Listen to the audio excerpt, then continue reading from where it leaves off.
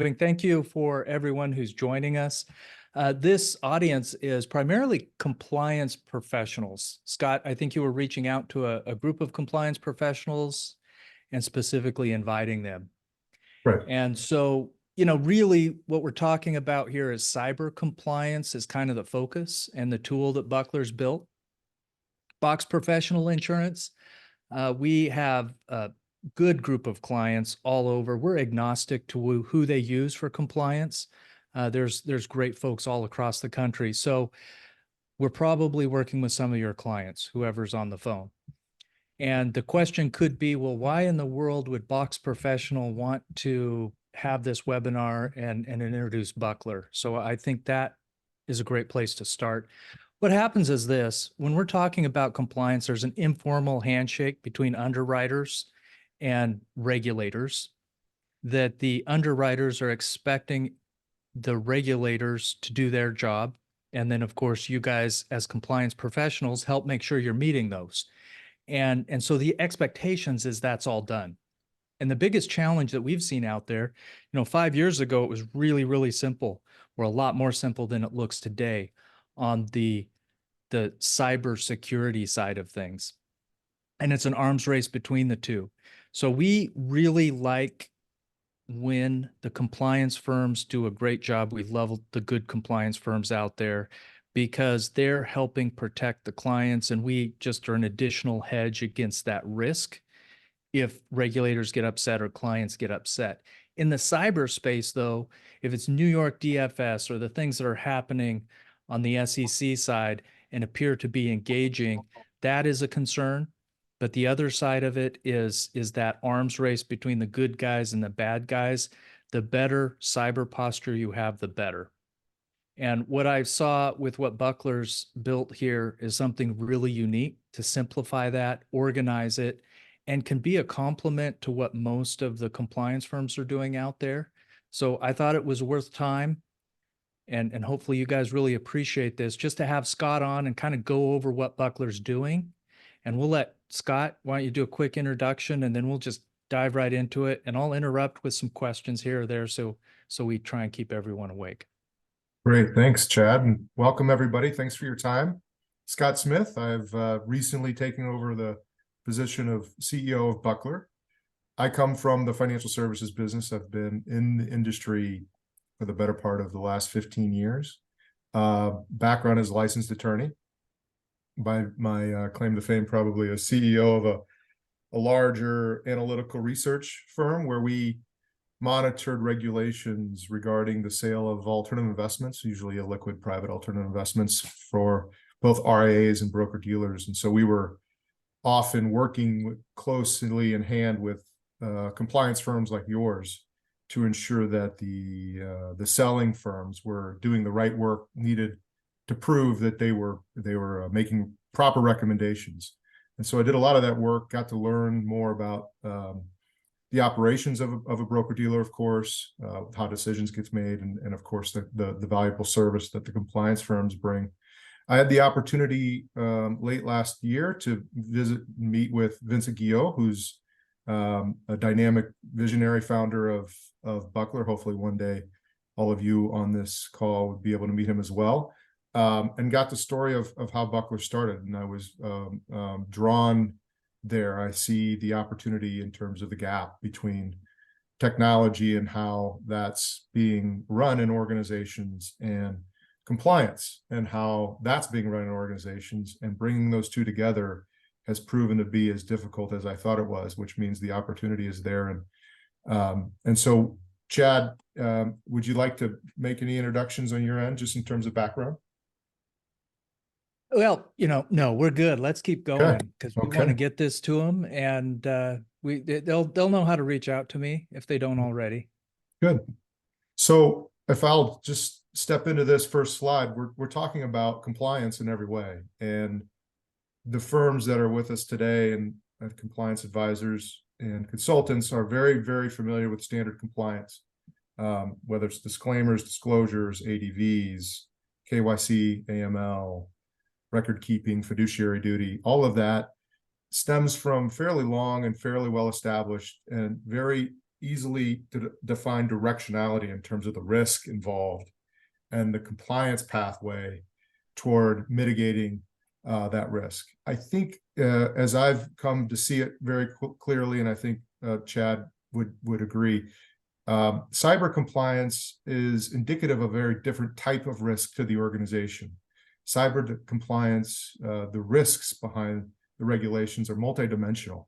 I mean, you think about an unpatched piece of software that's critical to the organization, or lack of, obviously, of multi-factor authentications, but BYOD, bring your own devices, is very common in a lot of these firms that we're advising with, and you are as well.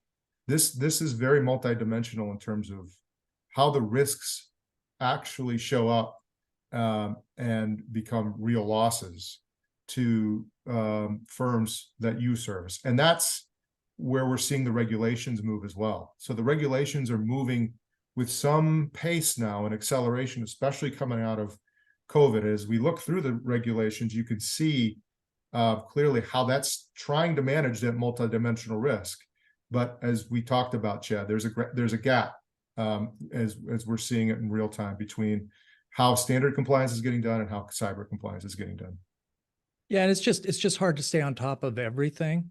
You know, fortunately, there is a lot of experience on the standard compliance out there, and it's just hard to stay on top of the cyber compliance. And the principals of these firms are typically older and typically not quite as familiar with what's going on in the cyberspace. Yeah. Or maybe they are. It's just hard to stay on top of because all the things we have to manage as part of the day-to-day business. It's very much an issue, and I think it shows up here in some of the survey results from the ACA group. Obviously, marketing is always a concern for most CCOs, outsourced CCOs, but cybersecurity quickly is jumping up the ranks of priorities for most firms. And I think Chad has indicated somewhat why. It's difficult to understand where to start. It's difficult to understand how to get your hands around it and to put the right resources at every level of a firm's operation. So hey, Scott, I'm yeah, real curious. You know, Vincent was the founder. Can you give us a little bit of insight into what was that trigger? Why did he build this tool? And really to give background, Buckler is an organizational tool to make sure the policies and procedures are meeting the requirements. But what was the impetus for that? Sure. Buckler is really a quintessential entrepreneurial story with Vincent Guillot 4 years ago, working with some MSSPs, which are really tech solutions and resources for financial services firms. And there was a breach. The regulators had asked for the policy, updated, verifiable on the actions that were taken to mitigate the risk. And they couldn't show the policy. They knew the work was getting done internally. They knew the work. They had confidence of it in their IT staff, but they couldn't show the work. So Vincent went to market and looked for an off-the-shelf solution.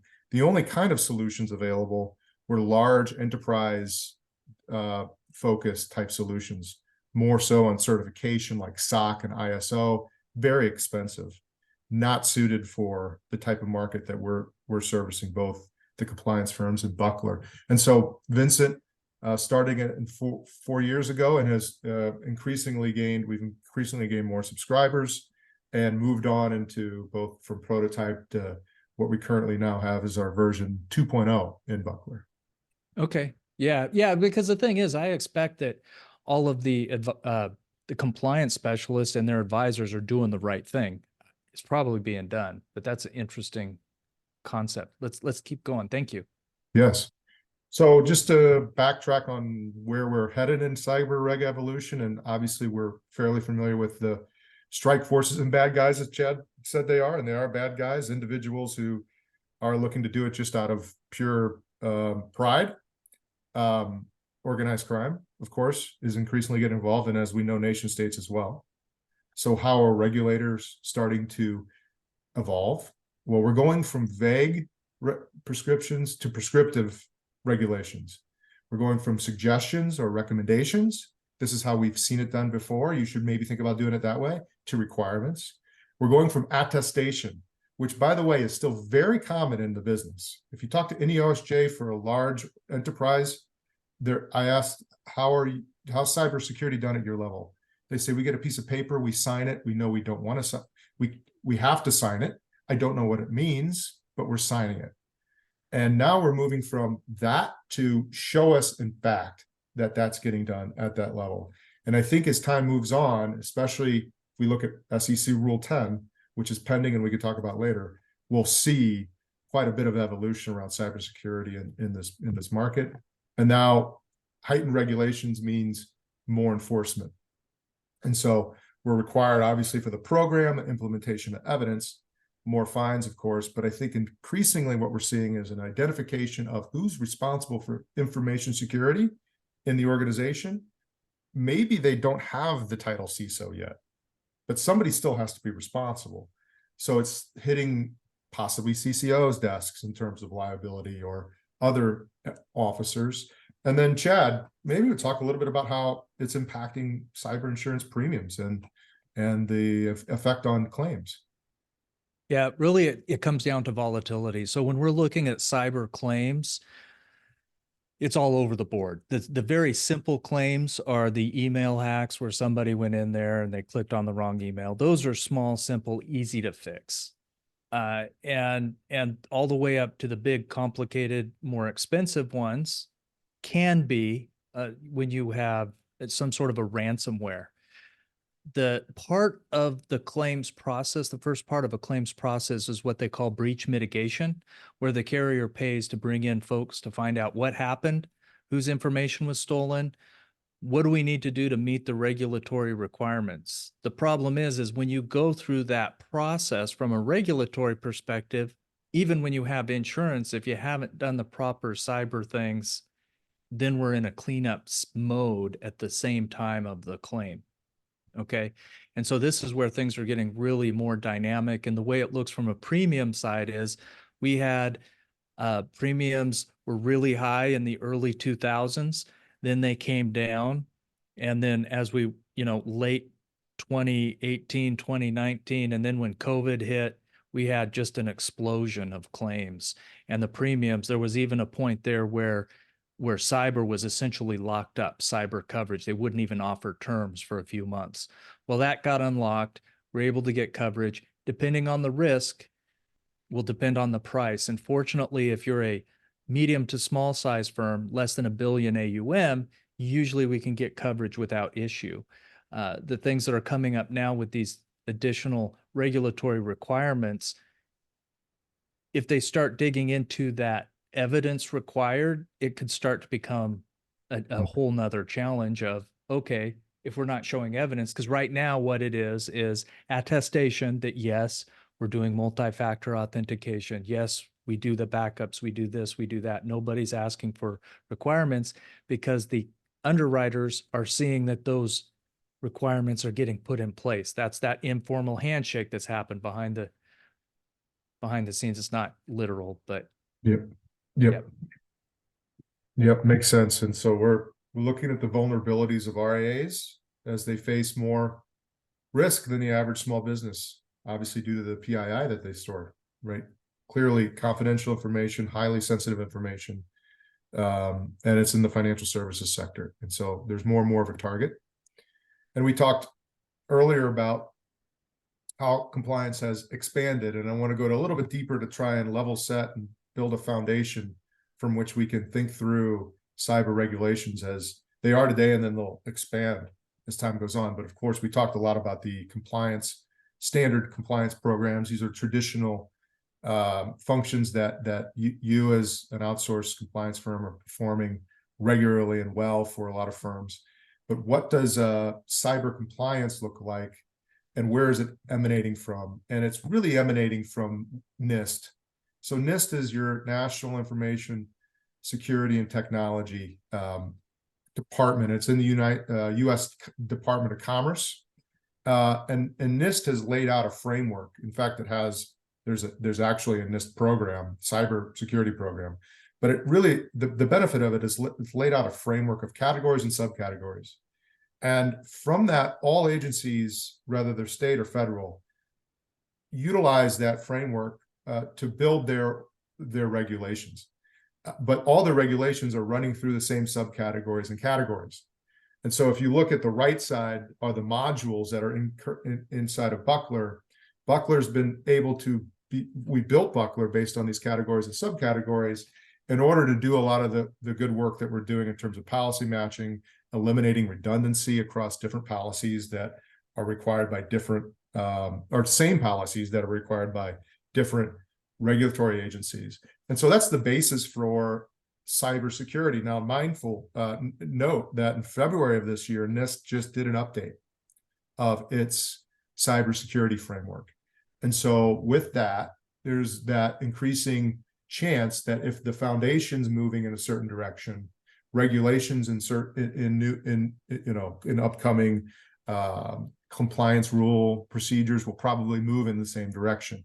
So it's a very fast moving and ever dynamic situation when it comes to cybersecurity and compliance.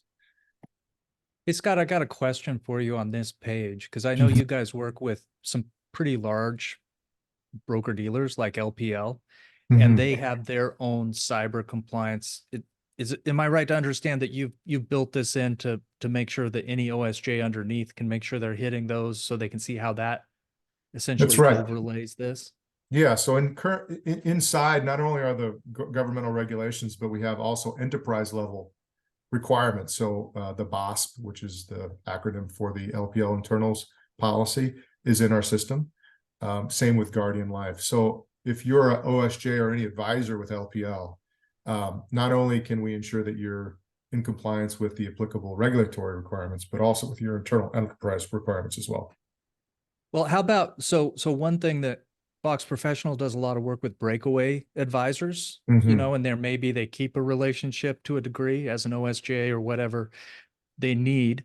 But if you had a firm, and maybe you've done this already, that was an OSJ under LPL and they broke away, how would that look for somebody working with Buckler? Are you able to just plug and play, or how does it make it easier or harder? Or, you know, just give us an idea. Complete plug and play. And in this case, it's an unplug and play. We would just eliminate the module related to LPL and the internal requirements, and any policy that was activated directly as a result of that would be eliminated as well. Now, could they pick up essentially the policies that they've been maintaining? Policies in terms of can you rephrase that? Well, for example, if the compliance professional is helping them break away, they're going to be building all of their own policies at that point, right? And if they've been doing it under LPL, would Buckler be able to help with that transition to simplify it? Good question. Just want to note that these are all owned, these policies and Buckler in particular are owned by the individual advisors' offices.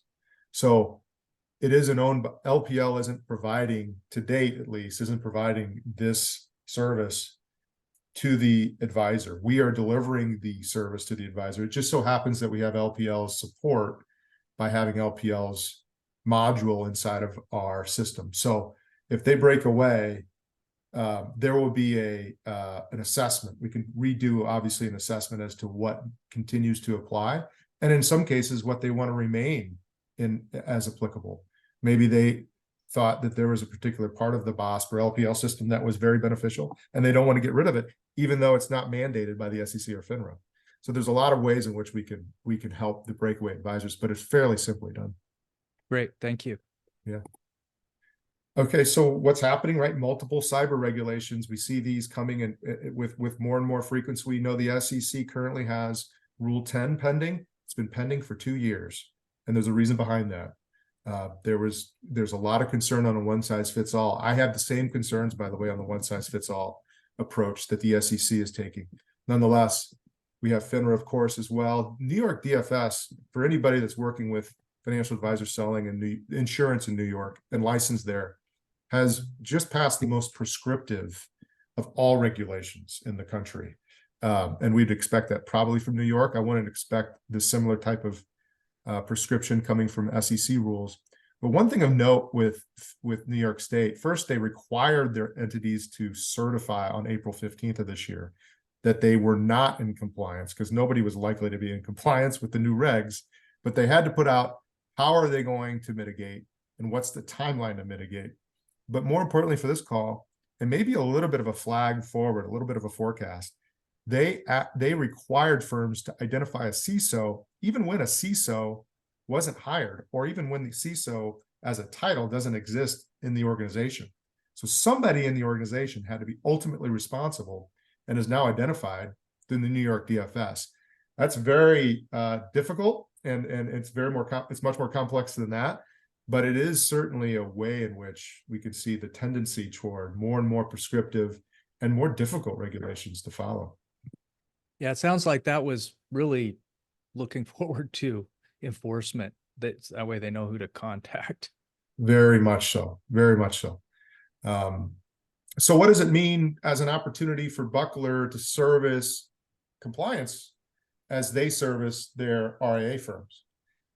We have proven methodologies and tools that compliance firms can use to adopt some new practices, and you can complement and leverage the more traditional standard compliance. I mean, this all together, this is still very much an operational approach, right? There's a heavy operational component to cybersecurity as there is traditional security.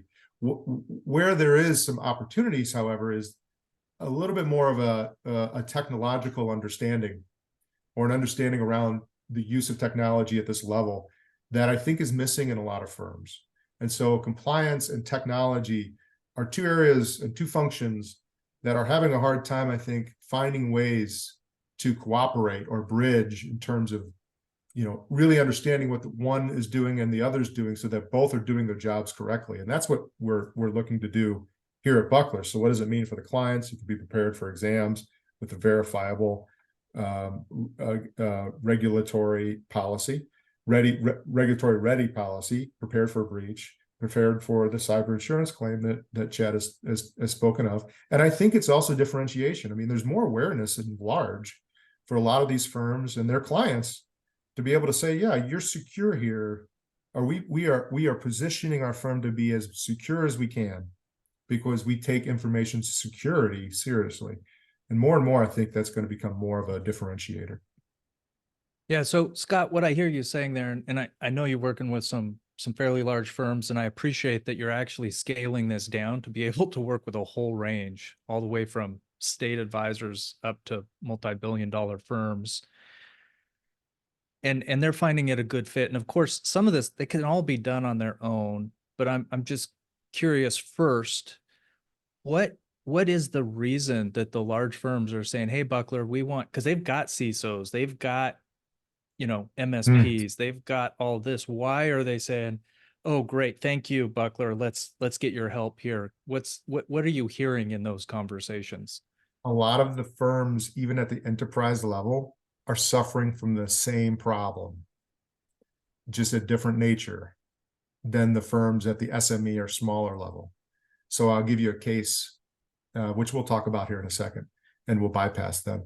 But a NASDAQ firm hired us because they have very good information security officers. They have a very tight, smart group there, very good compliance firms, or compliance officers in the organization. But FINRA had come in for an examination, and it was all cyber. And they had 150 different policies in multiple different folders, not speaking to one another. There was no way to verify that they were doing the work, even though they were doing the work. And so the problem, Chad, isn't unique to the size of the organization. Now, the needs are different, right? The needs are very different at a lower level than they are at the enterprise level. But the bridge and the gap with the reg tech that we developed at Buckler, is the same solution for the same problems that firms are having of all sizes. Okay, great. Yeah. So we've talked through a few of the firms with some firms, and we've had compliance firm calls and some investigative discovery calls. And we're seeing three different categories. One is where there's no cyber compliance offering at all with the compliance firms. And that may just be a function of, again, the IT department internally is taking care of some of that work, and it doesn't need to be on the compliance firm's desk. Some initiated work where there's minimal reviews or guidance. Maybe there's a off-the-shelf type of compliance policy that's provided by the firm to the client. And then there's more advanced, where we're partnering with an outsourced solution like Buckler, and there are a couple of other, RIA type compliance firms that are involved in cyber, or they've created their own deep internal cyber offering. Those are fewer and far between. Most of them are in between the gaps and initiated spectrum.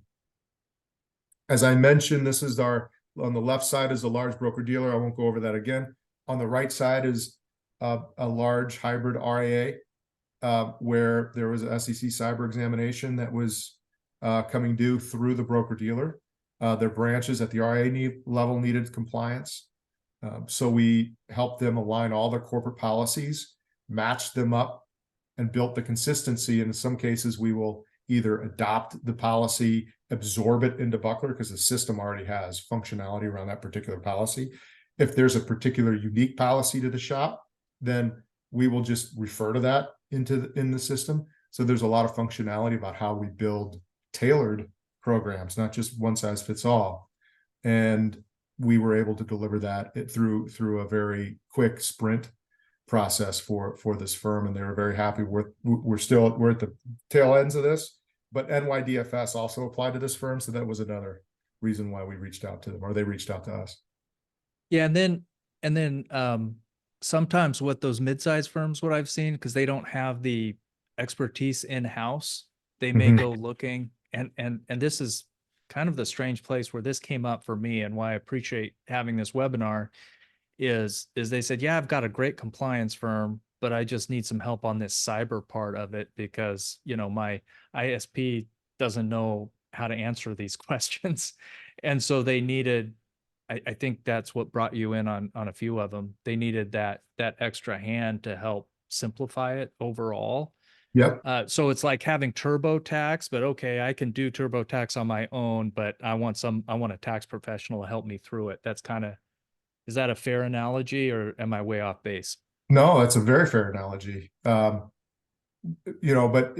sticking with TurboTax, you can not file your taxes and not do the work, or you got to do the work. And so a lot of questions are, okay, well, how much time are you saving with Buckler, right? And Right. The truth is, for firms that are not doing the work, we're adding work, but we're adding work that needs to be done. I mean, if you're looking at the regulations in a way that I think the regulators want you to look at them, and we all kind of probably could agree on that. But for those that are actually engaged in the work, we're saving a tremendous amount of time by eliminating all the manual effort to stay on top of it. But I think we're also bringing a lot of awareness inside of organizations too, that haven't seen cyber compliance regs, right, laid out the way these are, in full. And so here's where I should probably share with everyone that I eat my own cooking. I use Buckler at Box Professional, and we did that because I had a fairly good. We're a boutique firm, a small team, 5 guys, 5 individuals helping out our firms, but to get my hands around this and get it done, it helped.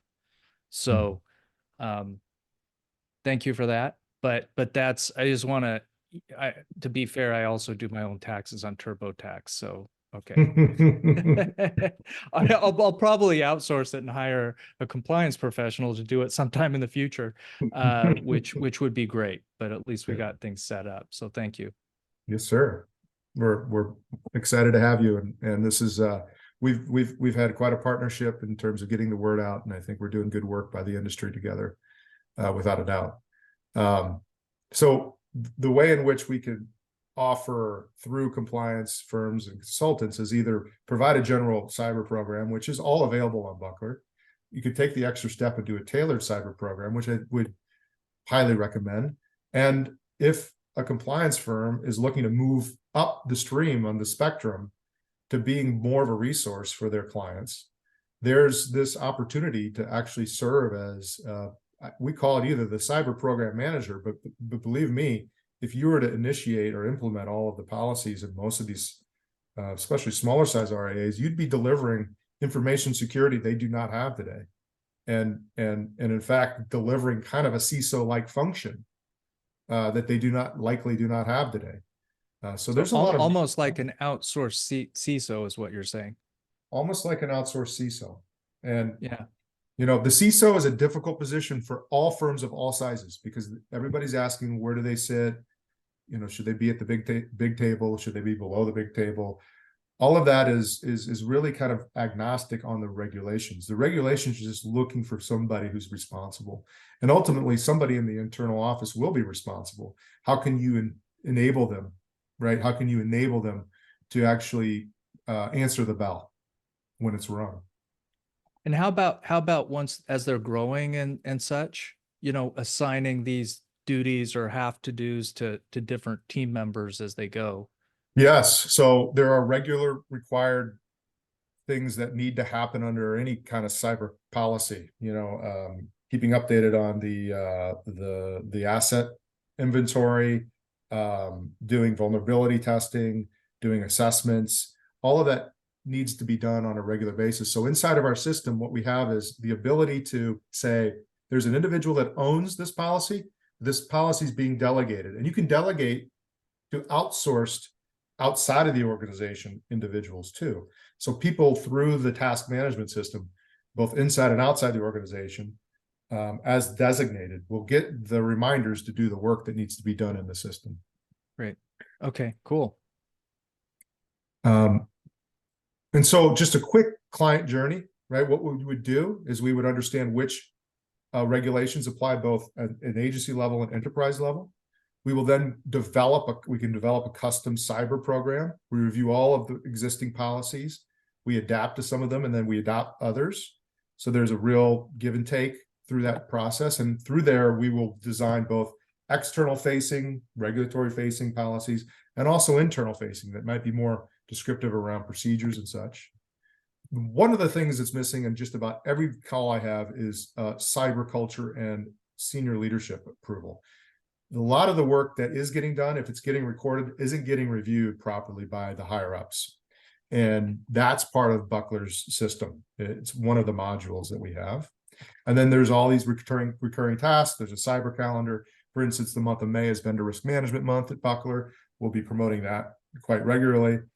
And then there's evidentiary support. Anytime a regulator comes in, they can see everything that's getting done. And by the way, our NASDAQ firm got glowing reviews from the senior regulators at FINRA on the Buckler system. I share that as an anecdote. I can't prove that, and I can't probably put that on any marketing, Chad, but we could talk about it here in the webinar. And then annual assessments, review the policies, do the vendor risk management. It needs to be done. It can be done in the system, by the way. So security risk Scott, assessments, et cetera.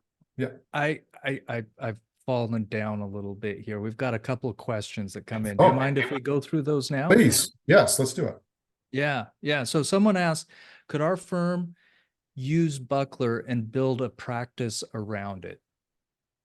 100%. And we are here ready to train the firm's personnel to build out that practice. And we need, I will say it actually differently.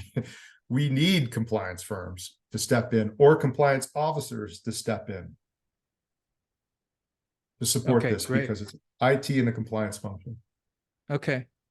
Is there a big onboarding process for using Buckler, or does it take a lot of time to become a power user? Onboarding clients is fairly easy, especially at the lower levels, because the policies they have are usually not, there aren't many of them. And so we're able to push out a policy fairly quickly. The training on the system is fairly easy, but it will take some time.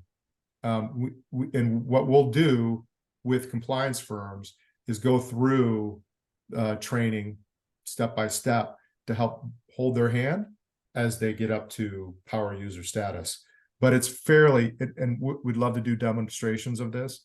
It's fairly easy to operate once you get up to speed on it. Yeah, I can say the vendor verification or vendor due diligence was super simple. I did that myself. I probably should have hired a compliance professional to help with the other part of it. But as we got into it, it started to make sense. I think the biggest hurdle for the advisory firms is just not knowing what they don't know, which is why the compliance professional is going to be so important. And I don't remember how many more slides do we have? Do Just you one, know? a few more. Yeah, do you have one Okay, more question? one more question. In other words, do you white label a solution? Is Buckler a white label solution for this cyber compliance, or can it be used in effect like that? In effect, yeah, we don't have the marketing white label where we would reskin the system to show like it's a compliance firm, but in every other respect, it's the compliance firm, an outsourced compliance firm, stating they are now in the information security and cyber compliance business. Okay. Yeah. Yeah, let's I want to respect these folks' time, so let's go ahead and Super. Yeah. Thanks. Great questions, by the way. So here are the takeaways: increased efficiencies on cyber compliance, stronger accountability. Chad spoke a little bit about reduced liability. That's a very dynamic situation in flux, but clearly that handshake between the regulators and the underwriters is always in play. Increased compliance is table stakes. We think we're reducing risk because we're implementing information software practices that are currently not in most of these firms. And we're improving communication across different departments, different individuals. And what's not listed here is we're just bringing cyber awareness to the organization, which is an important thing to do in this day and age. And so we will send out this brochure, which we'd love to follow up with you. A lot of these good questions are kind of indicative of this, but we can go through a client discovery, what cyber program looks like using Buckler, and then delivery and program maintenance over time, and all the features that we can add, hopefully add more value to your suite of services. And with that, we've reached the end. yeah, and what I'd love to do, if you don't mind, this is being recorded, so I guess I'll have to be careful. The dream is actually as you as a compliance professional, you know, you're doing a great job, especially on the, you know, the world of compliance is so huge. But what we're hoping to do is simplify that process and verify it.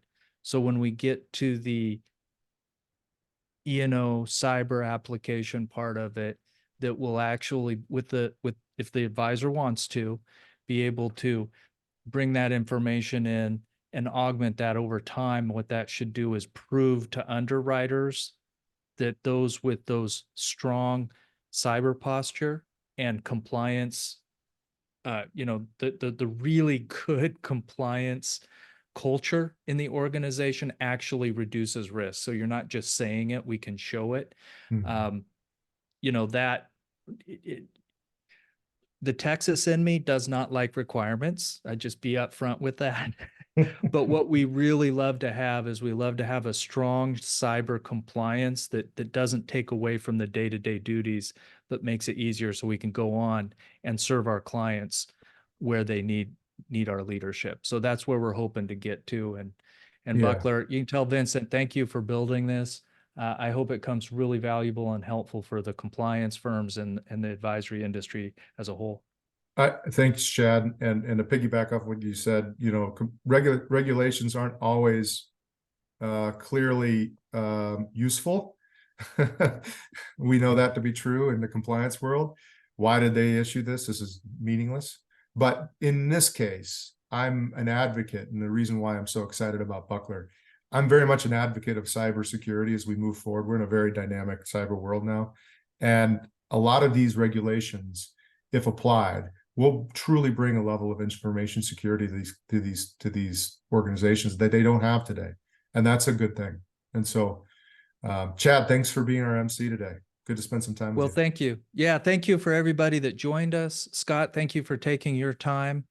There's contact information if you have any questions. Feel free to reach out, and we'll, you know, I think Scott, are you the person that they would be talking to when they have Yes. questions? Okay, I'll great, directly to me. fantastic. Thanks, Thank everybody. you. Thank you.